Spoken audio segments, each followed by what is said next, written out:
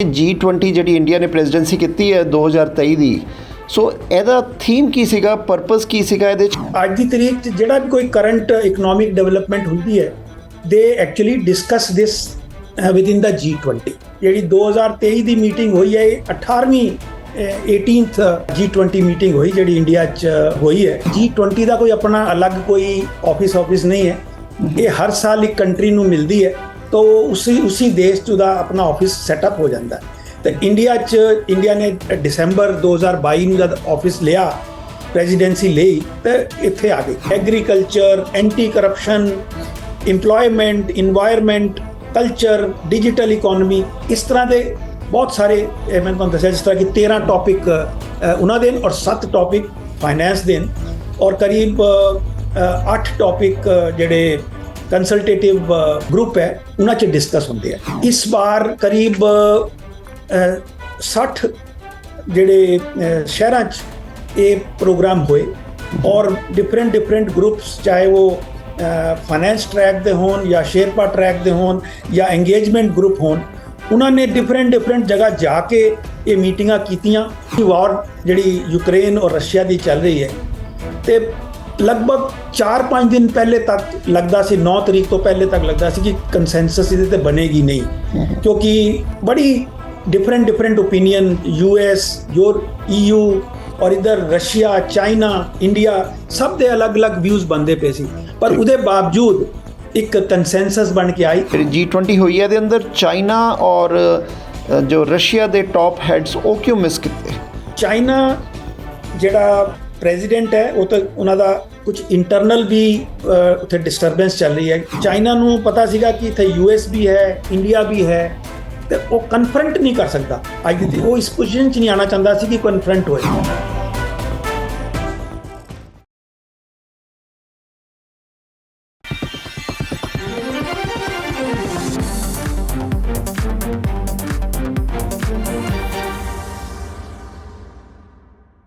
ਸਵਾਗਤ ਹੈ। ਅਸੀਂ ਅੱਜ ਗੱਲ ਕਰਨ ਜਾ ਰਹੇ ਹਾਂ G20 2023 ਦੇ ਅੰਦਰ ਇੰਡੀਆ ਨੇ G20 ਦੀ ਪ੍ਰੈਜ਼ੀਡੈਂਸੀ ਕੀਤੀ ਹੈ। ਉਸ ਤੋਂ ਪਹਿਲੇ ਇੰਡੋਨੇਸ਼ੀਆ ਨੇ ਕੀਤੀ ਹੈ ਔਰ ਜਿਹੜੀ ਨੈਕਸਟ ਹੈ ਉਹ ਬ੍ਰਾਜ਼ੀਲ 'ਚ ਹੋਣ ਜਾ ਰਹੀ ਹੈ। ਸੋ G20 ਦੇ ਅੰਦਰ 20 ਕੰਟਰੀਜ਼ ਦਾ ਗਰੁੱਪ ਹੈ। ਇਸ ਸਾਲ ਜੋ ਇੰਡੀਆ ਨੇ ਆਪਣੇ 60 ਸ਼ਹਿਰਾਂ ਦੇ ਅੰਦਰ G20 ਦੀਆਂ ਸਾਰੀ ਮੀਟਿੰਗਸ ਕੀਤੀਆਂ ਔਰ ਉਹਦੇ ਬਾਅਦ ਐਂਡ ਦੇ ਅੰਦਰ ਦਿੱਲੀ ਸਬਮਿਟ ਜਿਹੜੀ ਡਿਕਲੇਰੇਸ਼ਨ ਕੀਤੀ ਗਈ ਹੈ, ਦਿੱਲੀ ਸਬਮਿਟ ਡਿਕਲੇਰੇਸ਼ਨ, ਉਹ ਕੀ ਹੈ? ਸਾਡੇ ਨਾਲ ਮਿਸਟਰ ਅਨਿਲ ਸ਼ਰਮਾ ਨਿਊ ਦਿੱਲੀ ਤੋਂ ਮੌਜੂਦ ਹੈ। ਉਹਨਾਂ ਨਾਲ ਗੱਲਬਾਤ ਕਰਾਂਗੇ ਇੰਪੋਰਟੈਂਸ, ਥੀਮ ਤੇ ਇਹਦੇ 'ਚ ਕੀ ਆਊਟਕਮ ਨਿਕਲਿਆ ਸਾਰਾ, ਔਰ G20 ਦਾ ਇੱਕ ਢਾਂਚਾ ਕੀ ਹੈ, ਇਹਦੇ 'ਚ ਕਿਸ ਬਾਰੇ ਡਿਸਕਸ਼ਨ ਹੁੰਦੀ ਹੈ, ਸਾਰੀ ਗੱਲਬਾਤ ਉਹਨਾਂ ਨਾਲ ਕਰਾਂਗੇ ਮਿਸਟਰ ਅਨਿਲ ਸ਼ਰਮਾ ਨਾਲ। Anil ji, welcome to Prime Asia. Thank you very much Nitin ji, and सबसे पहले तो मैं ਤੁਹਾਡੇ ਸਾਰੇ ਲਿਸਨਰਸ ਨੂੰ ਗੁੱਡ ਮਾਰਨਿੰਗ, ਨਮਸਤੇ, ਸਤਿ ਸ਼੍ਰੀ ਅਕਾਲ ਕਹਿਣਾ, and thank you very much for inviting me. Thank you Anil ਜੀ। ਅਨਿਲ ਜੀ, ਸਾਨੂੰ ਅਗਰ ਤੁਸੀਂ ਦੱਸੋ ਕਿ G20 ਜਿਹੜੀ ਇੰਡੀਆ ਨੇ ਪ੍ਰੈਜ਼ੀਡੈਂਸੀ ਕੀਤੀ ਹੈ 2023 ਦੀ, ਸੋ ਇਹਦਾ ਥੀਮ ਕੀ ਸੀਗਾ, ਪਰਪਸ ਕੀ ਸੀਗਾ, ਇਹਦੇ 'ਚ ਕਿੱਦਾਂ ਦੀਆਂ ਡਿਸਕਸ਼ਨਸ ਹੁੰਦੀਆਂ, ਅਗਰ ਥੋੜਾ ਇੱਕ ਨਟਸ਼ਲ 'ਚ ਸਾਨੂੰ ਸਮਝਾ ਦਿਓ ਤੁਸੀਂ। ਪਹਿਲੇ ਮੈਂ ਤੁਹਾਨੂੰ G20 ਦੀ ਥੋੜੀ ਬੈਕਗਰਾਉਂਡ ਦੱਸਣਾ। G20 ਐਕਚੁਅਲੀ G ਮਤਲਬ ਗਰੁੱਪ ਆਫ 20 ਕੰਟਰੀਜ਼, ਇਹ 1999 'ਚ ਬਣਿਆ ਸੀਗਾ ਔਰ ਉਸ ਵਕਤ ਜਿਹੜਾ ਏਸ਼ੀਅਨ ਫਾਈਨੈਂਸ਼ੀਅਲ ਕ੍ਰਾਈਸਿਸ ਹੋਇਆ, ਉਹਦੇ ਬਾਅਦ ਇਹ ਗੱਲ ਹੋਈ ਕਿ ਜਿਹੜੇ ਸੈਂਟਰਲ ਬੈਂਕ ਦੇ ਗਵਰਨਰਸ ਹੈ ਔਰ ਜਿਹੜੇ ਫਾਈਨੈਂਸ ਮਿਨਿਸਟਰ ਹੈ, ਉਹ ਸੋਚਣ ਬੈਠ ਕੇ ਆਪਸ ਕਿ ਕਿਸ ਤਰ੍ਹਾਂ ਉਸ ਫਾਈਨੈਂਸ਼ੀਅਲ ਕ੍ਰਾਈਸਿਸ ਤੋਂ ਬਾਕੀ ਸਭ ਨੂੰ ਬਚਾਇਆ ਜਾ ਸਕਦਾ ਹੈ। ਬਾਅਦ 'ਚ ਇਹ ਹਰ ਸਾਲ ਇਹਦੇ ਮੀਟਿੰਗਾਂ ਹੁੰਦੀਆਂ। 2008 'ਚ ਜਾ ਕੇ ਇਹਨੂੰ ਅਪਗ੍ਰੇਡ ਕੀਤਾ, ਤੇ ਉਹਦੇ ਬਾਅਦ ਹੈਡ ਆਫ ਸਟੇਟਸ ਇਸ ਕੰਮ ਦੇ ਵਿੱਚ ਨਾਲ ਆ ਗਏ ਔਰ ਧੀਰੇ ਉਹਨਾਂ ਨੇ ਜਿਹੜਾ ਸਿਰਫ ਮੈਕਰੋ ਇਕਨੋਮਿਕਸ ਪਾਲਿਸੀਜ਼ ਤੇ ਪਹਿਲੇ ਗੱਲ ਹੁੰਦੀ ਸੀ, ਉਹਦੇ ਬਾਅਦ ਉਹਨਾਂ ਨੇ ਉਹਦੇ 'ਚ trade, climate change, sustainable development, energy, environment, ऐसे बड़े सारे होर सब्जेक्ट भी ऐड कर ले। और आज की तरीक च जिहड़ा भी कोई करंट इकनॉमिक डेवलपमेंट होंदी है, they actually discuss this within the G20। तो ये तो है G20 की background. As you know that G20 च 10 डेवलप्ड कंट्रीज है और 10 डेवलपिंग कंट्रीज है। और ਜਿਹੜੀ 2023 ਦੀ ਮੀਟਿੰਗ ਹੋਈ ਹੈ, 18ਵੀਂ 18th G20 ਮੀਟਿੰਗ ਹੋਈ ਜਿਹੜੀ ਇੰਡੀਆ 'ਚ ਹੋਈ ਹੈ। ਤੇ ਇਹਦੀ ਇੰਪੋਰਟੈਂਸ ਇਸ ਗੱਲ ਤੋਂ ਵੀ ਦੇਖੀ ਜਾ ਸਕਦੀ ਹੈ ਕਿ G20 ਜਿਹੜੀ ਕੰਟਰੀਜ਼ ਹੈ ਇਹਦੇ 'ਚ ਇੱਕ ਤੇ ਪਹਿਲੇ EU ਹੈ, ਯੂਰੋਪੀਅਨ ਯੂਨੀਅਨ, ਜਿਹੜਾ ਆਪਣੇ 'ਚ 28 ਕੰਟਰੀਆਂ ਦਾ ਗਰੁੱਪ ਹੈ। ਉਹਦੇ 'ਚੋਂ 3 ਕੰਟਰੀ ਜਿਹੜੀ ਮੈਂ ਕਿਹਾ ਫਰਾਂਸ, ਜਰਮਨੀ ਔਰ ਇਟਲੀ, ਇਹ EU ਦਾ ਵੀ ਪਾਰਟ ਹੈ ਔਰ ਨਾਲ they are also part of G20 also. ਤੇ ਇਹ ਟੋਟਲ ਅਗਰ ਤੁਸੀਂ G20 ਦੀ ਕੰਟਰੀਜ਼ ਦਾ ਇਕੱਠੇ ਕਰਕੇ ਦੇਖੋ ਤੇ ਇਹ ਜਿਹੜਾ 90% ਗਲੋਬਲ GDP ਨੂੰ ਰਿਪਰੈਜ਼ੈਂਟ ਕਰਦਾ ਹੈ। ਇਸੇ ਤਰ੍ਹਾਂ ਗਲੋਬਲ ਟ੍ਰੇਡ ਦਾ 80% ਇਹ G20 ਕੰਟਰੀਜ਼ ਰਿਪਰੈਜ਼ੈਂਟ ਕਰਦੀ ਹੈ। ਔਰ ਉਸ ਤੋਂ ਵੀ ਵੱਡੀ ਗੱਲ ਇਹ ਹੈ ਕਿ 2/3 ਆਫ ਦਾ ਵਰਲਡ ਪੋਪੂਲੇਸ਼ਨ ਇਸ G20 ਦੀ ਜਿਹੜੀ ਪੂਰੀ ਕੰਟਰੀ ਇਹਦੇ 'ਚ ਰਹਿੰਦੀ ਹੈ। This is the size of G20। ਹੁਣ ਗੱਲ ਕਰਨੇ ਆ G20 'ਚ ਹੁੰਦਾ ਕੀ ਹੈ। ਸੋ ਇਹਦਾ ਥੀਮ ਜਿਹੜਾ ਇਸ ਸਾਲ ਦਾ ਸੀਗਾ that one earth, one family and one future। ਸੋ ਹਰ ਸਾਲ ਜਿਹੜੀ ਕੰਟਰੀ 'ਚ G20 ਹੁੰਦਾ ਉਹ ਆਪਣਾ ਥੀਮ ਚੂਜ਼ ਕਰਦੇ, ਆਪਣਾ ਥੀਮ ਚੂਜ਼ ਕਰਦਾ। ਤੇ ਯਾਦ ਕਰੋ ਤੁਸੀਂ ਇਸ ਤੋਂ ਪਹਿਲੇ ਜਿਹੜੀ ਬਾਲੀ 'ਚ ਜਿਹੜੀ ਕਾਨਫਰੰਸ ਹੋਈ ਸੀ, G20 ਦੀ ਮੀਟਿੰਗ ਹੋਈ, ਸਮਿਟ ਹੋਈ, ਉੱਥੇ ਉਹਨਾਂ ਨੇ ਕੋਰੋਨਾ ਤੋਂ ਨਿਕਲਣਾ ਸੀ ਤਾਂ ਉੱਥੇ ਉਹਨਾਂ ਨੇ ਕਿਹਾ ਕਿ let's come back aggressively and safely. ਤੇ ਉਹ ਉसी तरह बड़ा रेलिवेंट थीम सीगा उस बार। इस बार तुसी देखो जिस तरह क्लाइमेट चेंज दी सारी पोजीशंस है, फिर ये वार चलती पई है, तो मुझे लगता है कि इंडिया ने एक बहुत अच्छा थीम वसुधैव कुटुंबकम ये मानते हुए कि और उसी दे उन्होंने आगे एक्सटेंड करिए तो 3 word, one earth, one family और वन फ्यूचर, कि असी इक्को ही साडी पृथ्वी है, सब असी ਇੱਕੋ ਹੀ परिवार हाँ और साडा फ्यूचर भी एक है। ये नहीं हो सकता कि तुसी कुछ करो और मेरे दूसरे ते देश ते इंपैक्ट ना आए। तो इस नाल ये बड़ी अच्छी थीम बनती है कि वसुधैव कुटुंबकम, सारी जमीन एक परिवार की तरह है, कुटुंब की तरह है, ये असी जिहड़े रहने हैं। तो ये इस थीम दे उत्ते और तुसी देखोगे कि जिहड़ी 9 और 10 सितंबर ਨੂੰ ਜਿਹੜੀਆਂ ਮੀਟਿੰਗਾਂ ਹੋਈਆਂ ਉਹ इसी थीम ਤੇ ਹੋਈਆਂ। उन्होंने तीनों दिन पहले वन अर्थ से गल की पहले दिन, फिर लंच के बाद वन फैमिली की गल हुई और 10th ਨੂੰ फ्यूचर के इशू की हो सकते हैं, जिस तरह क्लाइमेट चेंज है, SDG के उत्ते गल हुई। इस तरह मैंने लगता कि थीम के हिसाब नाल ही पूरी मीटिंग पूरी की गई है। ठीक है अनिल जी, जी तुसीं कहा कि 10 डेवलप्ड एंड 10 डेवलपिंग कंट्रीज़ है, ਇਹਦੇ 'ਚ ਸਾਨੂੰ ਦੱਸ ਦੋਗੇ ਕਿ डेवलप्ड ਕਿਹੜੇ ਆ और डेवलपिंग ਕਿਹੜੇ ਆ ਜਿਹੜੇ ਆ ਗਰੁੱਪ 'ਚ G20 'ਚ? जी जी, ਇਹਦੇ 'ਚ ਜਿਹੜੇ ਡਿਵੈਲਪਡ ਹੈ ਉਹਦੇ 'ਚ Australia, Canada, EU, France, Germany, Italy, Japan and Russia, ये तो आंदे डेवलप्ड। और इसके अलावा फिर बचे Argentina, Brazil, China, India, Indonesia, Mexico, Saudi Arabia और साउथ अफ्रीका, साउथ कोरिया और तुर्की, ये बचे बाकी 10 ਜਿਹੜੇ ਡਿਵੈਲਪਿੰਗ ਕੰਟਰੀਜ਼ ਚਾਹਦੇ हैं।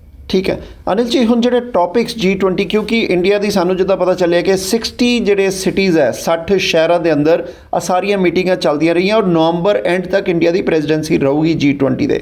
ਹੁਣ ਇਹ 'ਚ ਜਿਹੜੇ ਟੌਪਿਕਸ ਡਿਸਕਸ ਕੀਤੇ ਗਏ ਆ, ਕੁਝ ਸਾਨੂੰ ਪਤਾ ਚੱਲੇ ਕਿ ਜਿਹੜੇ ਇੰਟਰਨੈਸ਼ਨਲ ਟ੍ਰੇਡ, ਜਿਹੜਾ India will reduce the carbon emission, ਜਿਹੜੀਆਂ ਵੱਡੀਆਂ ਕੰਪਨੀਆਂ ਉਹ ਆਪਣੇ ਜਿੱਦਾਂ ਬਿਗ ਕਾਰਪੋਰੇਟਸ ਹੈ ਸੋਸ਼ਲ ਮੀਡੀਆ ਦੀਆਂ, ਉਹ ਕੰਟਰੀ ਦੇ ਅੰਦਰ ਟੈਕਸ ਨਹੀਂ ਪੇ ਕਰਦੀਆਂ, ਬਿਗ ਕਾਰਪੋਰੇਸ਼ਨਸ, ਮਲਟੀਨੈਸ਼ਨਲ। ਸੋ ਕੀ ਇੱਦਾਂ ਦੇ ਸਬਜੈਕਟਸ ਵੀ, ਇਨਵਾਇਰਮੈਂਟ, ਇਨਫਲੇਸ਼ਨ, ਇਹ ਵੀ ਇਹਦੇ 'ਚ ਕਵਰ ਹੋਏ ਹੈ? ਅਤੇ ਥੋੜ੍ਹਾ ਜਿਹਾ ਡਿਟੇਲ ਦੱਸ ਦਿਓ ਟੌਪਿਕਸ ਬਾਰੇ।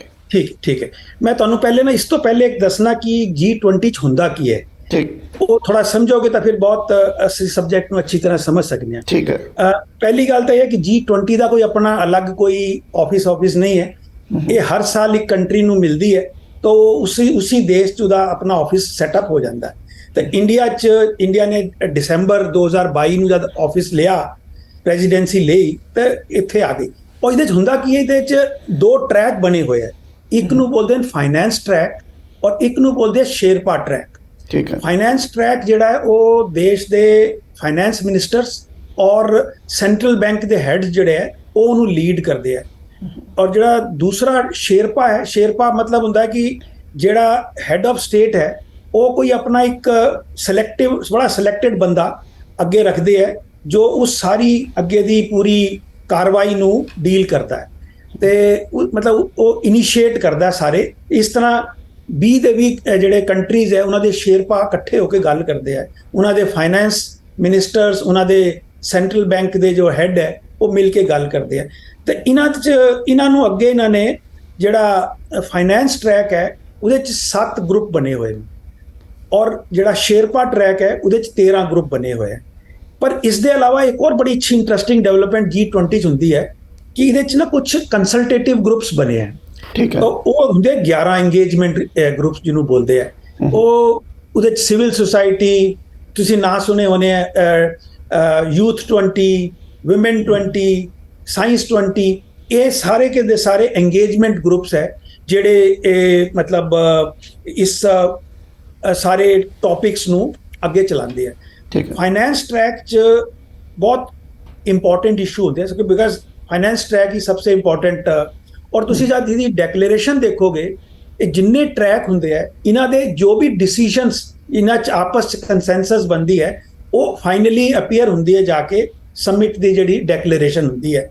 हुण जिस तरह तुसी अगर देखोगे तुसी गल कीती होनी इंटरनेशनल टैक्सेशन दी, इहदे च जिहड़ा फाइनेंस ट्रैक है ਉਹਦੇ 'ਚ ਇੱਕ ਇੰਟਰਨੈਸ਼ਨਲ ਫਾਈਨੈਂਸ਼ੀਅਲ ਆਰਕੀਟੈਕਚਰ ਗਰੁੱਪ ਹੈ ਜਿਹੜਾ ਇਹਨੂੰ ਹੈਂਡਲ ਕਰਦਾ ਹੈ। ਫਿਰ global partnership for financial inclusion, ਤੁਸੀਂ ਮੈਂ ਤੁਹਾਨੂੰ ਦੱਸਿਆ ਜਿਹੜਾ ਕੰਟਰੀਜ਼ ਦੇ ਇਲਾਵਾ ਇਹਦੇ 'ਚ 8 ਜਿਹੜੀ ਇੰਟਰਨੈਸ਼ਨਲ ਮਲਟੀਲੇਟਰਲ ਏਜੰਸੀਜ਼ ਹੈ ਜਿਸ ਤਰ੍ਹਾਂ UN, IMF, world bank, WHO, WTO, ILO, FSB, OECD, ਇਹ ਵੀ 8 ऐसे बड़े बड़े ऑर्गेनाइजेशन इस मीटिंग च रिप्रेजेंट करते हैं। So they also participate in a very active manner and क्योंकि अल्टीमेटली ਜਿਹੜਾ ਵੀ ਕੰਮ ਹੋਣਾ ਹੈ ਉਹ ਇਨ ਏਜੰਸੀਆਂ ਦੇ ਥਰੂ ਹੀ ਹੁੰਦਾ ਕੰਮ। ਕਿਉਂਕਿ ਸਾਡੀ ਪੂਰਾ G20 ਦੀ ਕਨਸੈਪਟ ਇਹ ਹੈ ਕਿ that you agree to carry out certain thing then you decide ਕਿ ਅਸੀਂ ਨੂੰ ਇਸ ਤਰ੍ਹਾਂ ਕਰਨਾ ਹੈ ਔਰ ਅਕੋਰਡਿੰਗਲੀ ਉਹ ਫਿਰ ਉਹ ਕੰਮ ਅੱਗੇ ਚੱਲਦਾ ਹੈ। ਤੇ ਇਸੇ ਤਰ੍ਹਾਂ ਜਿਹੜੇ ਹੁਣ joint finance and health task force एक बनी हुई है, इंटरनेशनल टैक्सेशन एजेंडा जी मल्टीनेशनल कंपनी की गल हुई, और अज क्रिप्टो करंसी की गल कर रहे हैं असी इंटरनेशनल फाइनेंशियल आर्कीटैक्चर च। और जो शेरपा ट्रैक है उहदे च बहुत सारी agriculture, anti corruption, employment, environment, culture, digital economy, इस तरह के बहुत सारे मैं तुहानूं दस्सिया जिस तरह कि 13 टॉपिक उन्हां दे और 7 टॉपिक फाइनेंस दे और करीब 8 टॉपिक ਜਿਹੜੇ ਕੰਸਲਟੇਟਿਵ ਗਰੁੱਪ ਹੈ ਉਹਨਾਂ 'ਚ ਡਿਸਕਸ ਹੁੰਦੇ ਆ। ਇਹ ਇਹਦਾ ਸਟਰਕਚਰ ਹੈ।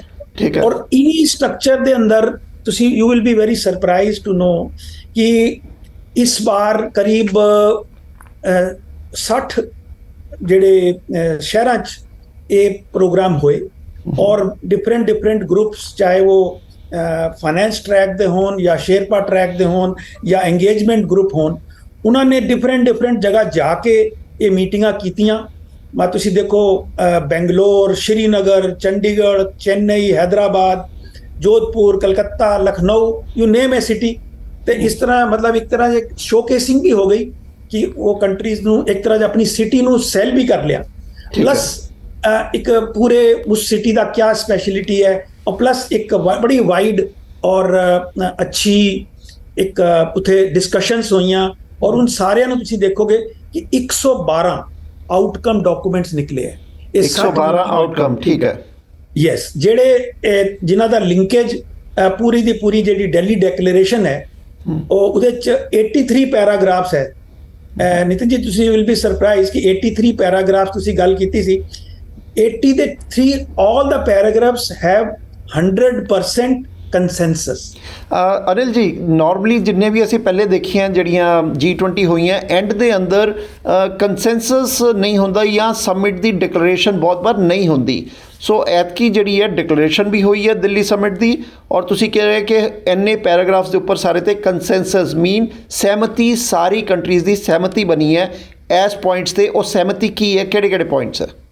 ਦੇਖੋ ਮੈਂ ਇੱਕ ਹੋਰ ਚੀਜ਼ ਥੋੜੀ ਤੁਹਾਡੀ ਗੱਲ ਨੂੰ ਜਰਾ ਪਹਿਲੇ ਅੱਗੇ ਵਧਾ ਕੇ ਥੋੜਾ, ਤੁਸੀਂ ਅਗਰ ਪੁਰਾਣੀ ਡੈਕਲੇਰੇਸ਼ਨਸ ਦੇਖੋ ਉਹਦੇ 'ਚ ਕਈ ਗਰੁੱਪ ਜਿਹੜੇ ਨਾ ਉਹ ਆਪਣੇ ਫੁੱਟ ਨੋਟ ਪਾ ਦਿੰਦੇ ਆ ਕਿ ਬਈ ਇਸ ਗਰੁੱਪ 'ਚੋਂ 5 ਲੋਕਾਂ ਦੀ ਥੋੜੀ ਓਪੀਨੀਅਨ ਇਸ ਤਰ੍ਹਾਂ ਦੀ ਸੀਗੀ। ਉਹ ਕਈ ਵਾਰ ਜਿਹੜਾ ਉਹ ਚੇਅਰ ਕਰਦਾ ਹੈ ਉਹ ਆਪਣਾ ਕੋਈ ਉਹਦੇ ਚ ਸਮਰੀ ਪਾ ਦਿੰਦਾ ਹੈ। ठीक। पर इस बार ऐसा कोई ना तो कोई फुटनोट है और ना कोई चेयरमैन समरी है। तो 83 ਦੇ 83 ਜਿਹੜੇ ਪੈਰਾ ਹੈ ਉਹ ਹੁਣ ਤੁਸੀਂ ਅਗਰ ਇਹਨਾਂ ਦੇ ਪੈਰਾ ਨੂੰ ਅਗਰ ਤੁਸੀਂ ਦੇਖੋ ਤਾਂ ਟੈਕਨੀਕਲੀ ਇਹਨਾਂ ਨੂੰ ਅਸੀਂ 3 ਹਿੱਸੇ ਚ ਵੰਡੀਏ ਤੇ ਬੜਾ ਸਮਝਣੇ ਆਸਾਨ ਹੋ ਜਾਏਗਾ। ठीक है। ਪਹਿਲਾ ਹਿੱਸਾ ਹੈ ਜਿਹੜਾ ਜੀਓਪੋਲਿਟੀਕਲ ਜਾਂ ਮਲਟੀਲੇਟਰਲ ਜਾਂ ਡਿਪਲੋਮੈਟਿਕ ਫਰੰਟ ਤੇ ਗੱਲ ਕਰੀਏ। ਦੇਖੋ ਸਰ, ਇਸ ਵਕਤ ਇੰਨੀ ਵਾਰ ਜਿਹੜੀ ਯੂਕਰੇਨ ਔਰ ਰਸ਼ੀਆ ਦੀ ਚੱਲ ਰਹੀ ਹੈ ਤੇ ਲਗਭਗ 4-5 ਦਿਨ ਪਹਿਲੇ ਤੱਕ ਲੱਗਦਾ ਸੀ, 9 ਤਰੀਕ ਤੋਂ ਪਹਿਲੇ ਤੱਕ ਲੱਗਦਾ ਸੀ ਕਿ ਕੰਸੈਂਸਸ ਇਹਦੇ ਤੇ ਬਣੇਗੀ ਨਹੀਂ, ਕਿਉਂਕਿ ਬੜੀ डिफरेंट ओपिनियन यूएस EU और इधर रशिया चाइना इंडिया सब दे अलग अलग व्यूज बनते पे सी। पर उदे बावजूद एक कंसेंसस बन के आई। 8 पैरा है जेड़े सीधा यूक्रेन और रशिया वार ते है। उदे बड़ा इंटरेस्टिंग है, उदे सब कुछ हाईलाइट हो गया विदाउट नेमिंग एनी, किसी कंट्री ਨੂੰ कोई एलिगेशन लगाए बिना ये प्रूव करता उन्होंने कि सानू इस वार दे नाल ਹੰਗਰ ਦੇ ਉੱਤੇ ਜਿਹੜੀ ਉਹਨਾਂ ਦੇ ਫਿਰ એનર્ਜੀ ਉੱਤੇ ਕਿੰਨਾ ਵੱਡਾ ਇੰਪੈਕਟ ਪੈ ਰਿਹਾ ਹੈ, ਪਲੱਸ ਆਫ ਕੋਰਸ ਜਿਹੜਾ এনवायरमेंट ਤੇ ਇੰਪੈਕਟ ਆ ਰਿਹਾ ਉਹ ਤੇ ਹੈ ਹੀ ਹੈ। ਤੇ ਇੱਕ ਬੜੀ ਐਂਡ ਚ ਉਹਦਾ ਜਿਹੜਾ ਪੂਰਾ 8ਵਾਂ ਪੈਰਾ ਦੇਖੋ ਇਹ ਲਿਖਿਆ ਕਿ this is not an era of war. ਮਤਲਬ ਇੱਕ ਸਭ ਨੇ ਮੰਨਿਆ ਕਿ ਅੱਜ ਜਿਹੜਾ ਹਾਲਤ ਸਾਡੀ ਚੱਲ ਰਹੀ ਹੈ ਵਾਰ ਤੇ ਅਸੀਂ ਸਾਨੂੰ ਕੋਈ ਸਰਵਾਈਵ ਨਹੀਂ ਕਰ ਸਕਦਾ। We don't require war, we want peace prosperity ਜਿਹੜੀ ਉਹ ਸਿਰਫ ਮਿਲ ਕੇ ਹੀ ਆ ਸਕਦੀ ਹੈ। ਤੇ ਇੱਕ ਬਹੁਤ ਬੜੀ ਮੈਂ ਸਮਝਦਾ ਡਿਪਲੋਮੈਟਿਕ ਫਰੰਟ ਤੇ ਇੰਡੀਆ ਦੀ ਬਹੁਤ ਬੜੀ ਇੱਕ ਜੀਤ ਹੋਈ ਹੈ। ਸੈਕਿੰਡ ਜਿਹੜਾ ਇੰਪੋਰਟੈਂਟ ਪੁਆਇੰਟ ਮੈਂ ਰੱਖਣਾ ਚਾਹਾਂਗਾ ਉਹ ਹੈ ਗਲੋਬਲ ਸਾਊਥ। ਇੱਕ ਇਹ ਟਰਮ ਆਂਦੀ ਹੈ ਗਲੋਬਲ ਸਾਊਥ, ਇਹਦੇ ਬਾਰੇ ਦੱਸਦੇ ਹਾਂ ਕਿ ਇਹ ਪੂਰੇ ਜਿਹੜਾ ਗਲੋਬ ਹੈ ਉਹ ਕਹਿੰਦੇ 2 ਹਿੱਸੇ 'ਚ ਹੈ, ਇੱਕ ਨਾਰਥ ਹੈਮਿਸਫੀਅਰ ਇੱਕ ਸਾਊਥ ਹੈਮਿਸਫੀਅਰ। ਚਾਂਸ ਦੀ ਗੱਲ ਹੈ ਕਿ ਜਿਹੜੇ ਸਾਊਥ ਹੈਮਿਸਫੀਅਰ ਦੇ ਦੇਸ਼ ਹੈ ਉਹ ਥੋੜੇ ਡਿਵੈਲਪਿੰਗ ਟਾਈਪ ਦੇ, ਉਹਨਾਂ 'ਚ ਉਨਾ ਡਿਵੈਲਪਮੈਂਟ ਨਹੀਂ ਹੋਈ ਜਿੰਨੀ ਨਾਰਥ, ਤੇ ਇਸ ਲਈ ਉਹਨੂੰ ਗਲੋਬਲ ਸਾਊਥ ਬੋਲਦੇ ਆ। ਔਰ ਇੰਡੀਆ ਵੀ ਉਹਦਾ ਹੀ ਪਾਰਟ ਬਣਦਾ ਹੈ। ਤੇ ਇੰਡੀਆ ਹਮੇਸ਼ਾ ਤੋਂ ਹਰ ਜਗ੍ਹਾ ਤੇ ਹਰ ਪਲੇਟਫਾਰਮ ਤੋਂ ਮਲਟੀਲੇਟਰਲ ਜਿੰਨੇ ਵੀ ਸਟੇਜਿਸ ਹੈ ਉੱਥੇ ਸਟੇਜਸ ਹੈ ਉੱਥੇ ਇੰਡੀਆ ਨੇ ਹਮੇਸ਼ਾ ਗਲੋਬਲ ਸਾਊਥ ਨੂੰ ਨਾਲ ਲੈ ਕੇ ਚੱਲਣੇ ਦੀ ਗੱਲ ਕੀਤੀ ਹੈ। ਤੇ ਇਸ ਚੀਜ਼ ਨੂੰ ਐਡਰੈਸ ਕਰਕੇ ਅਫਰੀਕਨ ਯੂਨੀਅਨ ਨੂੰ G20 ਦੀ ਮੈਂਬਰਸ਼ਿਪ ਮਿਲਣਾ ਇੱਕ ਬਹੁਤ ਬੜੀ ਗਲੋਬਲ ਸਾਊਥ ਦਾ ਜਿਹੜਾ ਇਸ਼ੂ ਹੈ ਉਹਨੂੰ ਐਡਰੈਸ ਕੀਤਾ ਇੰਡੀਆ ਨੇ। ਔਰ ਤੁਸੀਂ ਦੇਖੋ ਕਿ ਅਫਰੀਕਨ ਯੂਨੀਅਨ 'ਚ 55 ਕੰਟਰੀਜ਼ ਹੈ, ਛੋਟੀ ਕੰਟਰੀਜ਼ ਹੈ, ਔਰ ਇੰਡੀਆ ਵਰਚੁਅਲੀ ਇੱਕ ਬ੍ਰਿਜ ਦੀ ਤਰ੍ਹਾਂ ਕੰਮ ਕੀਤਾ ਉਹਨੇ ਡਿਵੈਲਪਡ ਕੰਟਰੀਜ਼ ਔਰ ਗਲੋਬਲ ਸਾਊਥ ਨੂੰ ਮਿਲਾਣੇ ਦਾ ਕੰਮ ਕੀਤਾ। ਇੱਕ ਬਿਲਕੁਲ ਪੁਲ ਦੀ ਤਰ੍ਹਾਂ ਕੰਮ ਹੋਇਆ ਔਰ ਬਹੁਤ ਹੀ ਮੈਂ ਕਹਿੰਦਾ ਕਿ ਇਸ ਤੋਂ ਅੱਛੀ ਕੋਈ ਡਿਵੈਲਪਮੈਂਟ G20 ਦੀ ਹੋ ਹੀ ਨਹੀਂ ਸਕਦੀ, ਕਿਉਂਕਿ ਦੇਖੋ ਅੱਗੇ ਅੱਜ ਦੀ ਤਰੀਕ 'ਚ ਸਾਰੀ ਕੰਟਰੀਜ਼ ਦਾ ਜਿਹੜਾ ਉਹਨਾਂ ਦਾ ਨਜ਼ਰੀਆ ਆ ਰਿਹਾ ਕਿ ਅਫਰੀਕਾ 'ਚ ਕੰਮ, ਅਫਰੀਕਾ 'ਚ ਪਾਪੂਲੇਸ਼ਨ ਹੈ, ਅਫਰੀਕਾ 'ਚ ਡਿਮਾਂਡ ਹੈ, ਉੱਥੇ ਹੀ ਬਹੁਤ ਕੁਝ ਸਪਲਾਈ ਵੀ ਇੱਥੋਂ ਆਣੀ ਹੈ। ਸੋ G20 ਤੋਂ G21 ਹੋ ਗਿਆ ਕਿਉਂਕਿ 20 ਕੰਟਰੀਆਂ ਦਾ ਹੁਣ ਯੂਨੀਅਨ ਆਫ ਅਫਰੀਕਾ ਇੰਕਲੂਡ ਕਰਤਾ ਗਿਆ G20 ਵੈਸੇ ਹੋ ਗਿਆ, ਪਰ ਆਫੀਸ਼ੀਅਲੀ ਇਹਦਾ ਡਿਕਲੇਰੇਸ਼ਨ ਇਹਨੂੰ G21 ਕਹਿਣਾ ਹੈ ਉਹ ਸ਼ਾਇਦ ਹੱਲੇ ਨਹੀਂ ਹੈ ਕੋਈ, ਠੀਕ ਹੈ, ਤਾਂ ਉਹਦੇ ਬਾਅਦ ਆਏਗੀ। ਔਰ ਇਹਦਾ ਇੱਕ ਫਾਇਦਾ ਹੋਰ ਇੰਡੀਆ ਨੂੰ ਇਹ ਹੋਇਆ ਕਿ ਜੋ ਯੂਨਾਈਟਿਡ ਨੇਸ਼ਨ 'ਚ ਸਿਕਿਉਰਿਟੀ ਕਾਉਂਸਲ 'ਚ ਜਿਹੜੀ ਉਹਦੀ ਸੀਟ ਦੀ ਬਾਰ-ਬਾਰ ਅਸੀਂ ਗੱਲ ਕਰ ਰਹੇ ਹਾਂ ਉਹਦੇ ਤੇ ਹੁਣ ਦੇਖੋ 55 ਕੰਟਰੀਜ਼ ਅਫਰੀਕਨ ਕੰਟਰੀ ਆ, ਉਹ they are also part of United Nations, ठीक है। और यूएस ने बड़े स्ट्रांगली सजेस्ट मतलब सपोर्ट की है कि India must get A seat on United nation permanent UN seat, permanent seat. तो मुझे लगता है कि हुण अगले कुछ दिनों च इंडिया नू एक सीट जड़ी बहुत जल्दी सिक्योरिटी काउंसिल दी मिलने की पूरी उम्मीद है, ठीक है। तो ये तो मोटे 3 पॉइंट जिहड़े मैं समझना कि डिप्लोमैटिक फ्रंट ते आए है। ਹੁਣ ਅਸੀਂ ਅਗਰ ਇਕਨੋਮਿਕ ਫਰੰਟ ਦੀ ਗੱਲ ਕਰੀਏ, ਇਕਨੋਮਿਕ ਫਰੰਟ ਤੇ ਦੇਖੋ ਜੀ ਜਿੰਨੀਆਂ ਵੀ ਮਲਟੀਲੇਟਰਲ ਫਾਈਨੈਂਸਿੰਗ ਏਜੰਸੀਜ਼ ਹੈ, ਚਾਹੇ ਉਹ ਵਰਲਡ ਬੈਂਕ ਹੈ, IMF ਹੈ, ਇਹ ਜਦ ਇਹਨਾਂ ਦੀ ਦੇਖੋ ਜਦ ਬਣੇ ਸੀ ਤਾਂ ਵਰਲਡ ਵਾਰ 2 ਦੇ ਬਾਅਦ ਬਣੇ, ਉਹਨਾਂ 'ਚ ਹੱਲੇ ਕੋਈ ਮੇਜਰ ਰਿਫਾਰਮਸ ਨਹੀਂ ਆਏ। ਅੱਜ ਦੀ ਰਿਕੁਆਇਰਮੈਂਟਸ ਬਦਲ ਗਈਆਂ। ਹੁਣ ਅੱਜ ਦੀ ਤਰੀਕ 'ਚ ਤੁਸੀਂ ਡਿਵੈਲਪਿੰਗ ਕੰਟਰੀਜ਼ ਔਰ ਲੀਸਟ ਡਿਵੈਲਪਡ ਕੰਟਰੀਜ਼ ਜਿਹੜੀਆਂ ਹੈ LDCs ਹੈ ਉਹਨਾਂ ਦੇ ਫਾਈਨੈਂਸ਼ੀਅਲ ਰਿਕੁਆਇਰਮੈਂਟ ਕਿੱਥੋਂ ਪੂਰੀਆਂ ਹੋਵਾਂਗੀਆਂ। ਔਰ ਜਿਸ ਤਰ੍ਹਾਂ ਦੀ ਅੱਜ ਦੀ ਤਰੀਕ 'ਚ ਡੈਟ ਟ੍ਰੈਪ, ਇੱਕ ਤਰ੍ਹਾਂ ਕੰਟਰੀ, ਬਹੁਤ ਸਾਰੀ ਕੰਟਰੀਆਂ ਨੂੰ ਕੋਰੋਨਾ ਦੀ ਵਜ੍ਹਾ ਨਾਲ ਜਾਂ ਹੋਰ ਵੀ ਰੀਜ਼ਨ ਨਾਲ ਐਸੇ ਡੈਟ ਟ੍ਰੈਪ 'ਚ ਫਸ ਗਈਆਂ ਹੁਣ। ਅਗਰ ਏਜੰਸੀਜ਼ ਆਪਣਾ ਪੈਟਰਨ ਚੇਂਜ ਨਹੀਂ ਕਰਾਂਗੀਆਂ, ਆਪਣੀ ਸਟਾइल ऑफ फाइनेंसिंग चेंज नहीं करेंगी तो बहुत हालत इकोनॉमिक ऑर्डर बहुत डिस्टर्ब हो जाएगा। तो एक बहुत बड़ा डिसीजन ये होया है कि इन सारे मल्टीलेटरल फाइनेंसिंग इंस्टीट्यूशन ਨੂੰ ਬਦਲਣਾ ਪਏਗਾ। They have to change their philosophy, they have to change their methodology. ज़्यादा से ज़्यादा ਉਹ ਇਸ ਡੈਟ ਜਿਹੜਾ ਪੂਰਾ ਇੱਕ ਰਿਲੀਫ ਪਲਾਨ ਉਹਨਾਂ ਨੂੰ ਵਲਨਰੇਬਲ ਨੇਸ਼ਨਸ ਨੂੰ ਬਣਾ ਕੇ ਦੇਣਾ ਚਾਹੀਦਾ ਹੈ। ਇਹਦੇ ਤੇ ਕੰਮ ਹੋਏਗਾ। ਇਹ ਇੱਕ ਇਕਨੋਮਿਕ ਫਰੰਟ ਤੇ ਬਹੁਤ ਅੱਛੀ ਸਫਲਤਾ ਮਿਲੀ ਹੈ।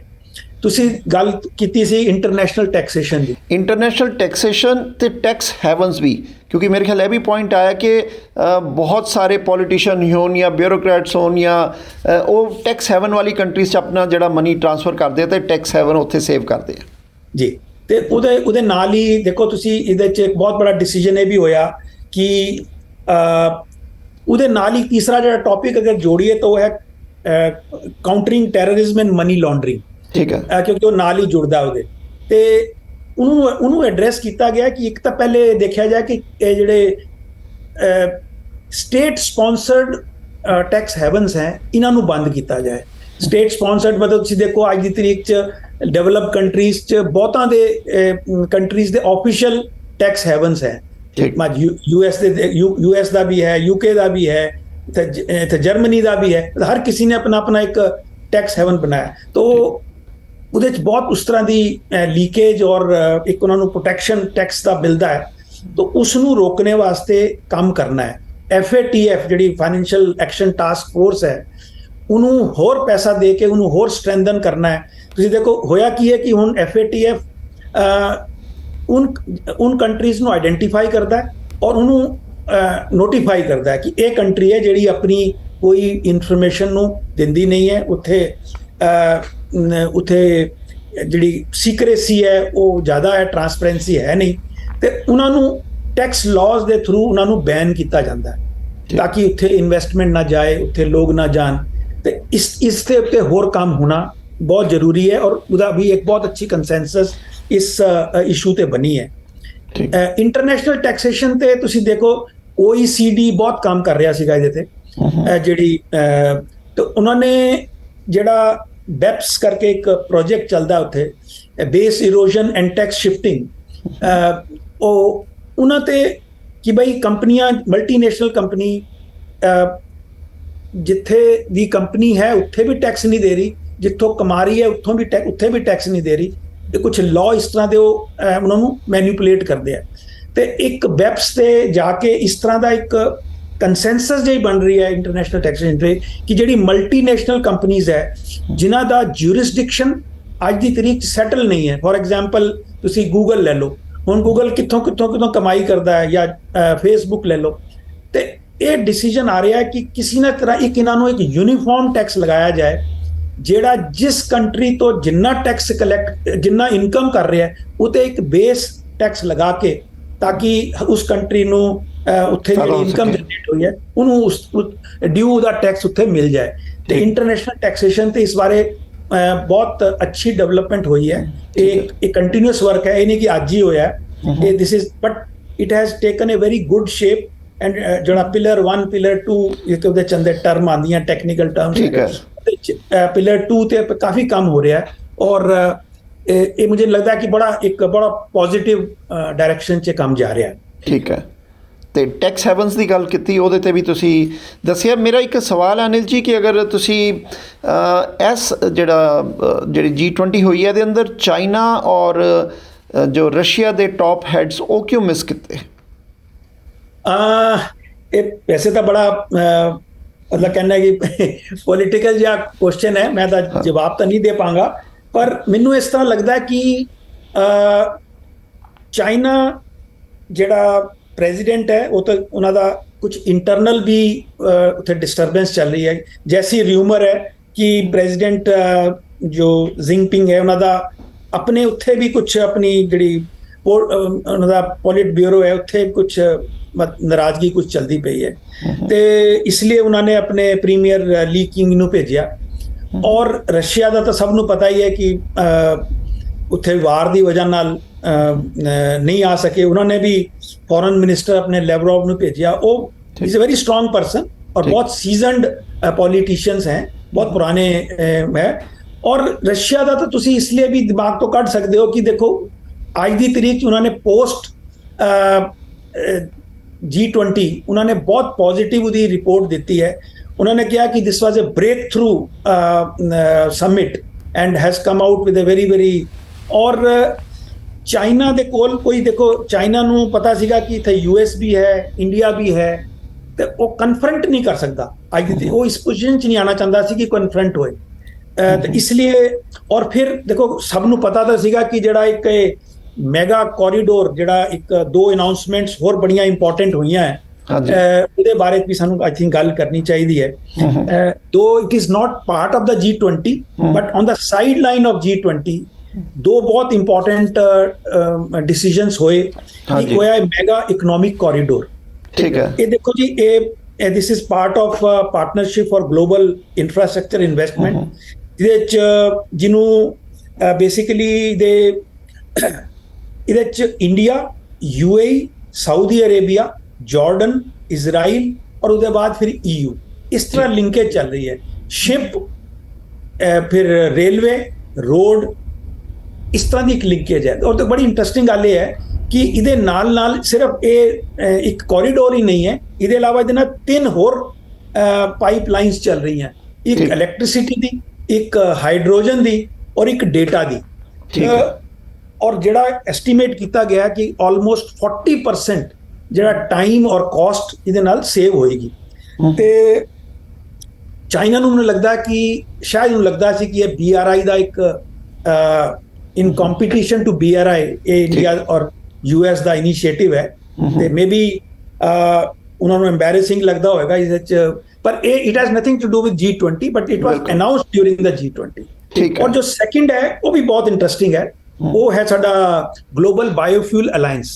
ਠੀਕ ਹੈ, ਉਹਦੇ ਚ ਕੀ ਹੈ ਕਿ ਹੁਣ ਅੱਜ ਦੀ ਤਰੀਕ ਜਦ ਅਸੀਂ ਕਲਾਈਮੇਟ ਚੇਂਜ ਦੀ ਗੱਲ ਕਰ ਰਹੇ ਹਾਂ ਔਰ COP26 ਚ ਅਸੀਂ ਆਪਣੇ ਟਾਰਗੇਟ ਦਿੱਤੇ ਹੈ ਤੇ ਪੈਟਰੋਲ ਦੇ ਵਿੱਚ ਐਥਨੋਲ ਮਿਲਾਣਾ, ਇਹਨੂੰ ਐਥਨੋਲ ਨੂੰ ਕਿੰਨਾ ਜ਼ਿਆਦਾ ਵਧਾਇਆ ਜਾਏ ਤਾਂ ਜਿਹੜਾ ਇਹਨੂੰ ਟਾਰਗੇਟ ਜਿਹੜਾ ਉਹਨਾਂ ਨੇ ਲਿਆ ਕਿ ਦਿਸ ਕੈਨ ਗੋ ਅਪ ਟੂ 20% ਬਾਈ 25-26। ਠੀਕ ਹੈ, ਤੇ ਉਹਦੇ ਨਾਲ ਜਿਹੜੀ ਕਰੀਬ ਦੇ ਕਰੀਬ ਇੱਕ ਤਾਂ ਜਿਹੜੀ ਪੋਲਿਊਸ਼ਨ ਹੈ ਜਾਂ ਕਾਰਬਨ ਫੁੱਟਪ੍ਰਿੰਟ ਹੈ ਉਹ ਘਟੇਗਾ ਔਰ ਬਹੁਤ ਬੜਾ ਬਿਜ਼ਨਸ ਹੈ।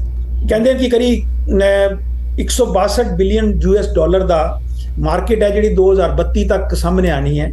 ਪਲੱਸ ਟੈਕਨੋਲੋਜੀ ਟ੍ਰਾਂਸਫਰ ਦਾ ਬਹੁਤ ਬੜਾ ਕੰਮ ਇਹਦੇ 'ਚ ਹੋਣਾ ਹੈ ਕਿਉਂਕਿ ਅਲਟੀਮੇਟਲੀ ਇਸ ਤੇ ਸਮਥਿੰਗ ਨਿਊ ਜਿਹਦੇ 'ਚ ਤੁਸੀਂ ਪੈਟਰੋਲ 'ਚ ਐਥਨੋਲ ਮਿਲਾ ਰਹੇ ਹੋ ਔਰ Reliance on petrol is getting ਤਾਂ ਕੋਈ ਇਹ ਵੀ ਕਹਿ ਰਿਹਾ ਕਿ ਕਈ OPEC ਦੀ ਕੰਪੀਟੀਸ਼ਨਸ ਤਾਂ ਨਹੀਂ ਆ ਰਹੇ ਪਰ ਐਸਾ ਲੱਗਦਾ ਨਹੀਂ ਹੈ, ਪਰ ਠੀਕ ਹੈ ਐਸੀ ਗੱਲ ਵੀ ਚੱਲਦੀ ਹੈ। ਇਹ ਦੋ ਡਿਵੈਲਪਮੈਂਟ ਵੀ ਬਹੁਤ ਅੱਛੇ ਮੈਨੂੰ ਲੱਗਦਾ ਇਸ G20 ਦੇ ਨਾਲ ਸੁਣੇ ਜਾ ਸਕਦੇ। ਠੀਕ ਹੈ ਅਨਿਲ ਜੀ, ਥੈਂਕ ਯੂ ਵੈਰੀ ਮਚ। ਤੁਸੀਂ ਸਾਨੂੰ ਸਾਰਾ ਆਊਟਕਮ ਜਿਹੜਾ G20 ਦਾ ਉਹਦਾ ਸਟਰਕਚਰ ਕਿੱਦਾਂ ਕੰਮ ਕਰਦਾ ਹੈ, ਕਿਹੜੀ ਕੰਟਰੀਜ਼ ਹੈ, ਕੀ ਡਿਕਲੇਰੇਸ਼ਨ ਹੋਈ ਔਰ ਉਹਦੇ 'ਚ ਨੈਕਸਟ ਜਿਹੜੀ ਹੈ ਬ੍ਰਾਜ਼ੀਲ 'ਚ ਹੋਣ ਜਾ ਰਹੀ ਉਹ ਨੈਕਸਟ ਈਅਰ ਹੋਏਗੀ 2024 'ਚ ਜੀ। ਹਲੇ ਦਸੰਬਰ 22 ਤੱਕ 23 ਤੱਕ ਤਾਂ ਸਾਡੇ ਕੋਲ ਹੀ ਹੈ।